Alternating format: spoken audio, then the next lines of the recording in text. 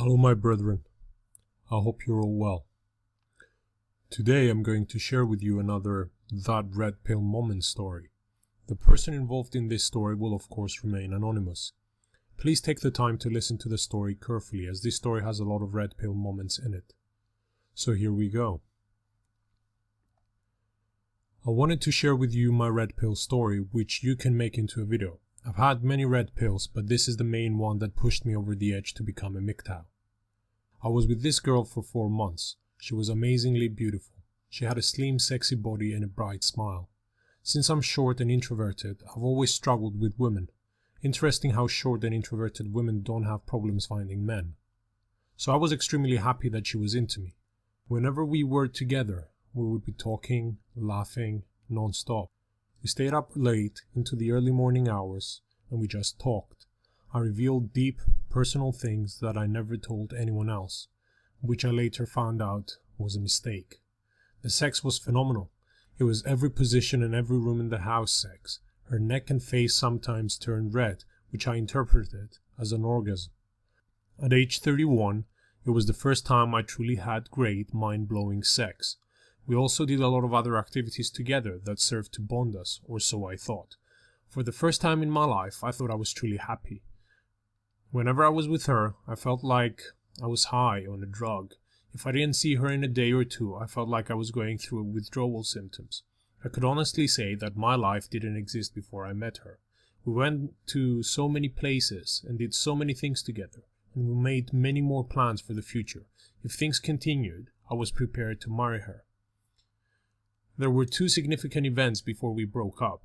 The first was she asked me for money. She said her tuition bills were due and her father cut her off, and she desperately wanted to finish her degree and start her career. Since I was a blue pill, nice guy, and I made a lot more money than she did, I stupidly gave her the money to pay the tuition in full. When I gave it to her, I distinctly remember that she stood on her toes and gave me a kiss, and I had a stupid grin on my face. I know now that when a man has a big stupid grin with his hot wife or girlfriend next to him, that she's manipulating him somehow behind the scenes. It's an ignorant blue pill grin, not a knowing red pill grin that experienced men have. The second significant event was when she told me, "How do you know that everything I've said to you is not a lie?" When I heard this, my brain exploded. She might as well have told me flat out that she was a psychopathic liar. My brain was racing 1,000,000 miles a minute as I played back in my head everything she ever said to me and what the implications were. I didn't know what to make of it, so I just played it cool and said, "How do you know I haven't been lying as well? You haven't met my co-workers. How do you know I'm not lying about my job?" She shrugged, and we never talked about this again. Our breakup was as follows. One day we were flirting on text as usual. She was supposed to come to my place. When she didn't show, I texted her once. Then after an hour or 2, I decided to check her Facebook. She had blocked me, even though we were friends just a few days ago. My world collapsed. That's when I knew. I instantly knew that I was never going to see her again, and that most of the things she said to me was a lie. This was my red pill moment. It all happened in a flash. My identity and my attitude towards women changed permanently.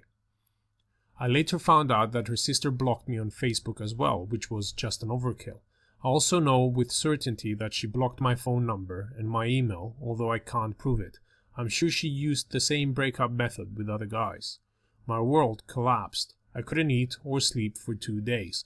I'm surprised that I didn't get into a car accident because I was a zombie. I had been completely brainwashed by the gynocentric mindset for over 30 years, and I honestly thought women were angels and goddesses, and I had just taken a giant red pill and became a MGTOW in one fell swoop. When I tell this story to my blue pill friends, they all insist that this was just one bad apple, and that I need to keep looking, and one day I'll find the right girl. The funny thing is, they often have similar stories of their own, but they won't admit that all women are like this. They don't understand that all women behave this way. It's just that some women are better at hiding it, or do it in less obvious ways. They all agree that most men are unhappy in their relationships, yet refuse to see that there is a common thread connecting all these stories. In my case, I got a concentrated dose of red pill in a short period of time. Other women give smaller doses over longer periods, say over a multi-decade marriage. The man gets the red pill so gradually that he doesn't even notice it. All he knows is that his wife is somehow not the same person he fell in love with and married decades ago. I learned a lot from this girl because it was such a concentrated dosage of red pill, it was a wealth of first-hand experience. The whole thing was somewhat surreal because we are constantly bombarded by blue pill ideas that we have accepted as true. Her method of breaking up with me was suddenly blocking all forms of communication and not showing up to a date, even though earlier in the very same day we were flirting like normal.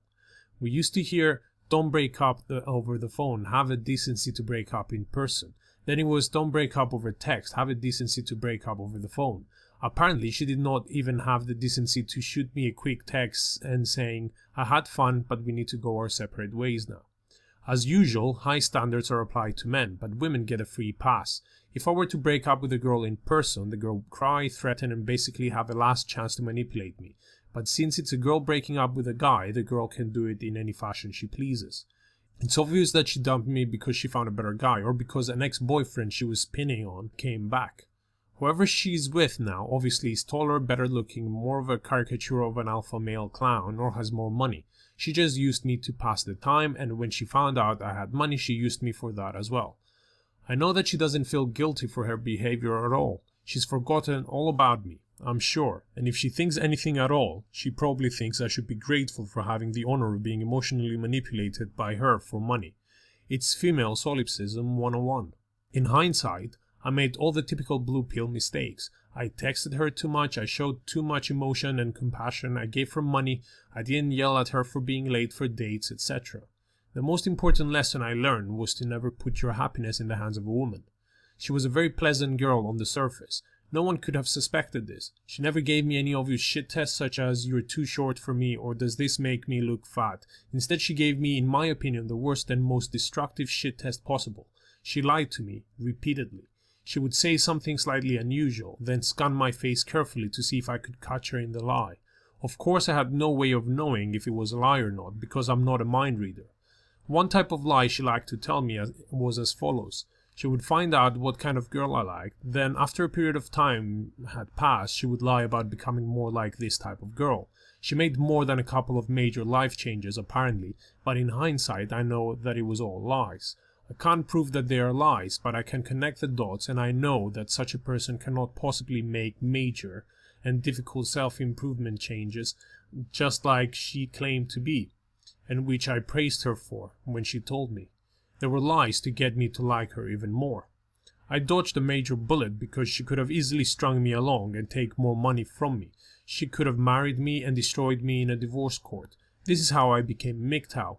I will never marry because the laws will screw me over. I will never put my happiness in the hands of a woman, because it is only a matter of time before that woman screws you over, even if she's sincere now. I still date, and I get whatever short-term pleasure I can from women. There's always a danger of lapsing back into blue pill thinking. That's why the MGTOW community is so important to remind me of these facts. Before I go on, and I explain a bit more about the story and I analyze it a bit more, all I want to say to you, my friend, is that I've met women like this, and if you pay attention carefully, if you look at their faces, these women are actually psychopaths. And the woman that you're describing sounds to me like a psychopath. She was testing her stories and her lies and her manipulative tactics with you. This woman was definitely a psychopath. And I've met women like this, and they just give me the creeps. But the sex with women like this, as you have found out yourself, is just mind-blowingly fun and exciting. It's because in your head there's always the danger of actually getting stopped by them. But let me move on. So this was the story from him. I want to thank this brother for sharing this story with me, as I think it would have not been easy to do so. I have had similar stories where I had girls disappear on me without so much as a bye. You always go through the same thought process in your head. What have I done wrong? What could I have done better? What did she not like in me? Why am I this person that people do not want to be with? Am I really that bad? All these questions are damaging to one's sense of self. These questions, although seemingly natural, they're actually very unnatural. Pay attention to what I'm saying here. These questions that question your sense of self are actually damaging. Moreover, these questions speak for a deeper problem. What MGTOW talks about is that every man has value. Every man, no matter who the man is, has inherent value. There is value in that man and a better self that's hiding under the surface. The key to unlocking this man is to go beyond these limiting thoughts, these thoughts that shrink your ego into a utility. You're seeing yourself only through the eyes of the woman in your life, and that in turn makes you lose your identity as a person, because given enough years of oppression, of living in this reality, you become in essence a utility. You're no longer a person, you become a thing that may be easily replaceable, and you know in yourself that you're actually a thing that may be easily discarded. And once you're replaced or discarded, as there was in this case, once something better comes along for this woman, you no longer have an identity. What you were as a person is taken away from you, and your inner validation, which never existed in the first place, is crushed. Your ego is crushed, and your manhood is crushed. And this is a very difficult place to come out from. A lot of MGTOWs are still having problems with this. However, understanding hypergamy, understanding that every woman in any man's life is 1 second away from leaving in order to go and find someone better or find a way to live her life that is more fulfilling to her by extracting your resources, is an important first step to take. Understanding that for this woman, we're nothing more than a toothbrush that they will use until it eventually gets broken enough or has nothing more to give, and without any emotion they will just simply throw away that toothbrush. We're equally as important as that toothbrush in that woman's life. And do not be fooled by the tears that a woman may show when you're breaking up with her. I don't even notice tears anymore. Women with their big eyes, their big eyelids, their pretty cute faces, they wake up an instinct inside of us in order to protect them. That instinct doesn't go away, and as a result, you want to hold them, make them feel better, just like you would with a baby. The fact of the matter is, they're not babies. They're not helpless. They're adult human beings just like you and me. When you break up with them, it's like taking the toy of a child away. The child will cry, but equally the same child can easily throw the toy and break it, or just move on to the next toy without a moment's thought or hesitation or any emotion shown. Never consider yourself as a human being with value in the eyes of the woman in your life. The period of time that a woman may see you, let's say, as another human being, as something valuable, I will say is maybe in the range of 1 year, if I'm being generous. Following that, you're nothing more than a thing. If you play your cards right and game that woman just right, she might see you as a dog. Not a human yet, but a puppy that she wants to keep around because of reasons.